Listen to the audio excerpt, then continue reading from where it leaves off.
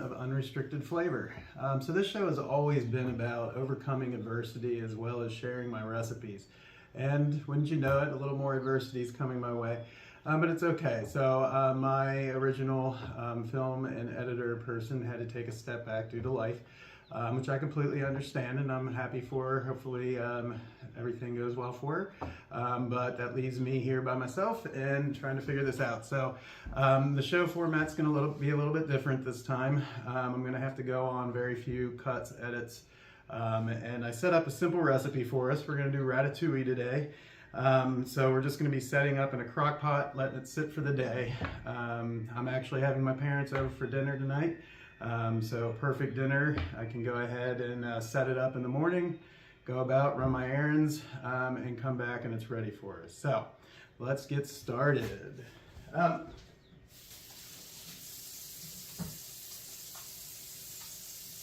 So the nice thing about ratatouille is that you can use all kinds of ingredients. So I have ingredients that I can eat that I've been able to digest okay. And so that's what I include. If you have ingredients that you can't eat out of this, so I know I have a friend that can't eat starches, so she wouldn't be able to use the potatoes, but she can supplement it with something else. So be creative, use what you have to work with. And you'll be surprised at how good your meals can taste. So, all right, let me go ahead and get my apron on. We'll get started.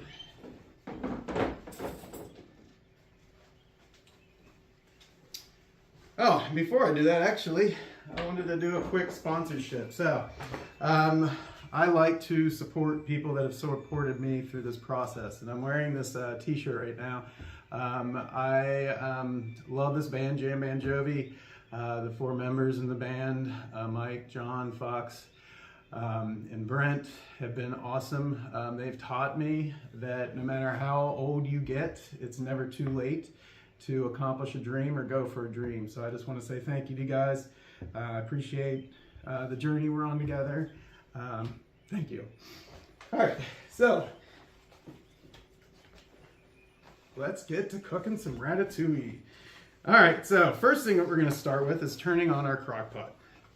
So I have it set for high for 6 hours. It's probably better to do a low cook. I got a late start today, so we're going to do it high. The slower you can cook the chicken, the more it'll shred easily. So yeah, all right, so let's go ahead and get started. First thing we're going to do is I have 3 pounds of chicken. I just cut off, trimmed the edgings, but essentially we're just going to add that to the crock pot. Then we will add our 5 cups of water.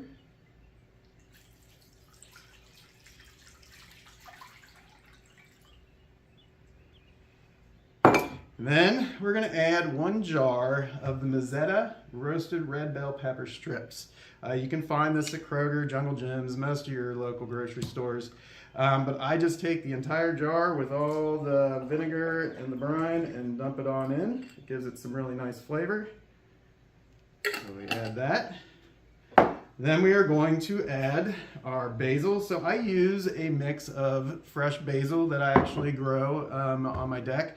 There's nothing better than picking fresh basil or fresh vegetables, fresh herbs, and putting it in your recipes. But yeah, I use a mixture of the basil and then Thai basil. I like the Thai basil. It's more difficult to find. I have to go to Jungle Gyms for it. But I love the extra flavor that it gives this meal. So we're going to go ahead and just add the leaves as they are. I got them off the plant and washed them, so we're just adding those. We have 1 cup of chives. We're going to add that. I know it seems like a lot, but without being able to eat onions, that chive flavor really gives you that onion flavor without the digestive issues. All right, and we're going to add our yellow pepper, our orange pepper diced, our red pepper diced. We have 1 yellow squash diced, 1 zucchini diced. We have a cup of shredded carrots. And then lastly, we have 4 Yukon potatoes that are diced. We're going to get our spoon give a quick stir to find the room in here.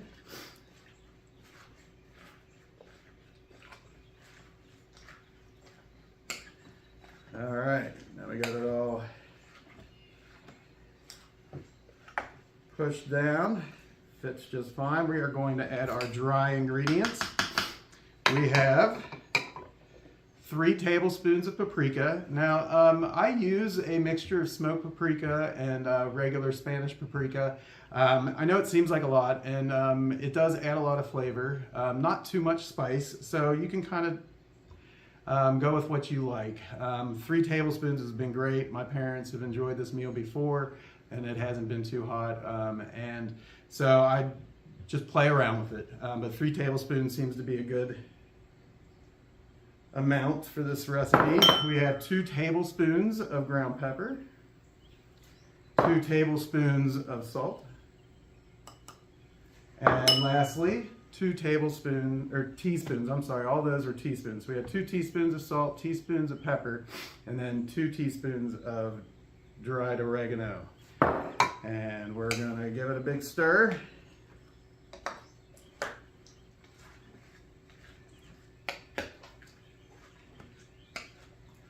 Mix all dry ingredients with the herbs, the vegetables, and the chicken.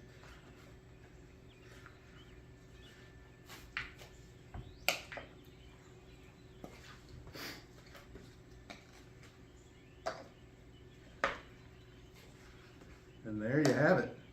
We're going to put the lid on. Throughout the day, I recommend just opening up the lid, giving it a couple stirs, and then you're going to notice that as the chicken and the vegetables break down, you're going to have a lot more fluid in here, a lot more moisture. So if you would like this to be more of a stew or a ratatouille, I recommend adding some gluten-free flour. It will thicken up your sauce and make it more of like a ragu or a ratatouille versus a soup. It is so good on the King Arthur gluten-free cornbread mix. It's so good with rice noodles, with brown rice. So be creative. You can put it on a lot of different things. It's delicious. So before I wrap up, I just want to say a couple things.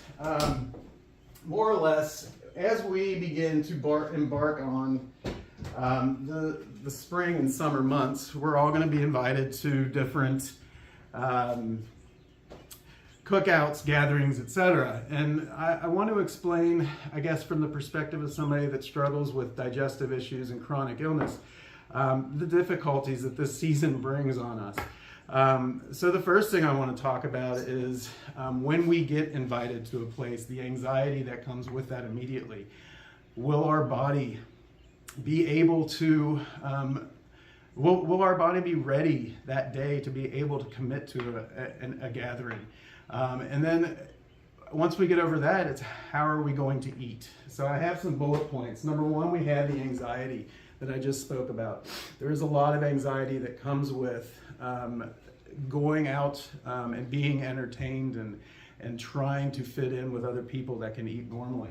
And then we also have the next sentiment, which it's rude not to eat what your guests provide or your hosts provide for you.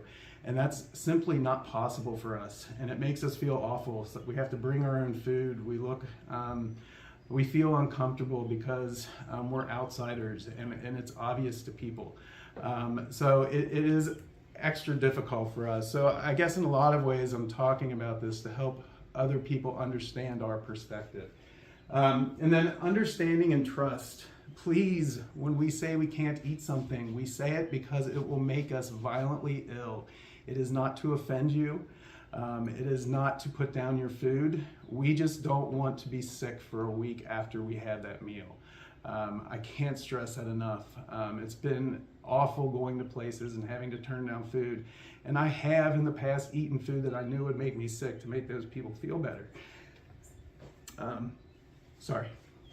And it's not fair. So just remember that with your guests. Inclusion. It's one of the reasons why I started this show, is that life was so difficult because I always felt like I was an outsider. So essentially what I'm asking of people is that you remember that we still like to be included. Just because we can't eat, just because we can't do certain things doesn't mean that we don't want to be included. And the other thing is that you could possibly help by asking, what can I provide for you? Is there a snack that I can have? You can make that person feel comfortable by asking them if they want to bring something. The other aspect in this is that we have to worry about cross-contamination. I once was at a dinner, I brought my meal with me, and while another guest was getting their food, they splashed gravy all over my meal, and so I couldn't eat that night.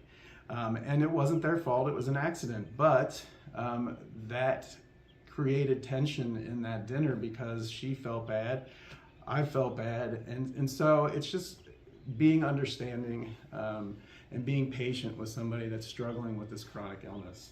And then lastly, I already touched on this, but after the party, there are a lot of effects. Number one, if you get to go on as a healthy person and continue living, we may be sick for weeks because of something that we may have eaten, something that we may have done to make the host feel more comfortable with our illness. And so a lot of this is just to kind of point out some aspects and some struggles that we deal with, and just being cognizant and understanding of people that do struggle with physical and gastrointestinal issues. Like I said, let's get back to the ratatouille. You'll just put your lid on it, let it sit all day. Like I said, when it gets if it is too runny, just add some of that gluten-free flour, and it will thicken it up for you. Once again, thank you for watching. I appreciate you all. I will continue to do this adventure. Hopefully this works out. I would like to in the future start live streaming so that I can cook with you, possibly answer questions as I'm cooking. But for now, I'm just trying to figure things out. So I really appreciate your patience. I will keep getting recipes to you as best that I can. Remember that I do have a Facebook group that you may join under the Unrestricted Flavor name. Please join us. We are just conversing about our illnesses, recommendations, advice, doctor recommendations. There's a lot of good things happening there. So please join us, hit the like button, share. I really appreciate you. Thank you. Let's get healthy together. Bye.